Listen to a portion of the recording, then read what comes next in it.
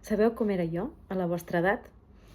Hola, em dic Maria Guix i sóc investigadora Ramon i Cajal a la Universitat de Barcelona avui en dia i, efectivament, quan ja tenia 12 anys ja tenia bastantes inquietuds per la ciència, m'agradava molt observar, jugar, experimentar amb el meu entorn i això ho vaig anar desenvolupant al parc dels anys, primer estudiant química, que em va permetre entendre la matèria i les reaccions que ens envolten, i després endinsar-me en el món de la nanotecnologia fent un màster i a posterior un doctorat més centrat en nanorobòtica. Amb tot això, amb els anys vaig anar a